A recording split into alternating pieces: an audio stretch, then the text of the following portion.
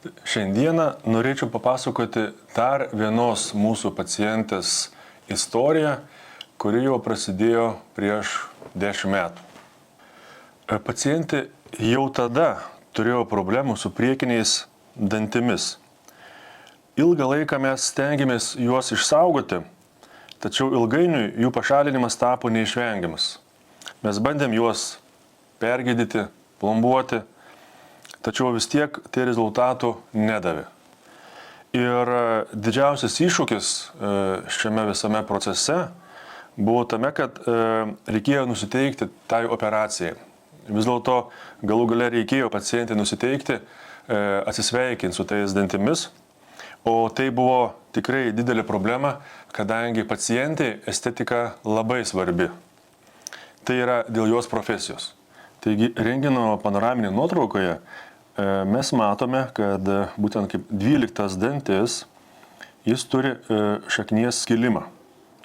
Ir dėl to kažkurį laiką dar tas dantis galėjo būti, bet vis tiek ilgainiui čia prasidėjo problemos. Taip pat 22 dantis yra protezuotas vainikėliu, bet buvo problema tame, kad prieš ilgą laiką buvo padarytas jam endodontinis gydymas ir dėl to irgi atsirado išilginis šaknies skilimas, kuris kartais netgi rentgeno nuotraukoje ne visada pasimato. Dėl to buvo nuspręsta vienu metu atlikti abiejų dantų pašalinimą ir dantų implantaciją.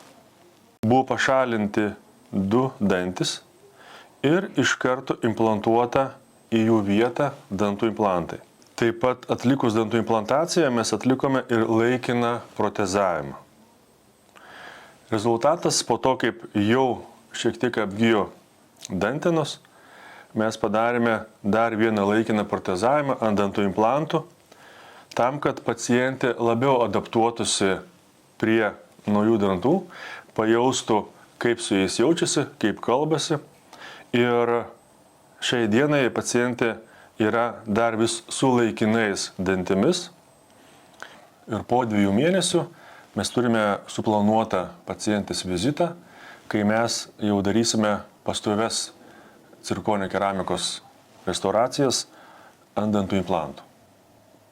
Ir mes džiaugiamės, kad jūs kreipiatės į mūsų kliniką dėl tokių sudėtingų situacijų ir mums pavyksta jas sėkmingai išspręsti.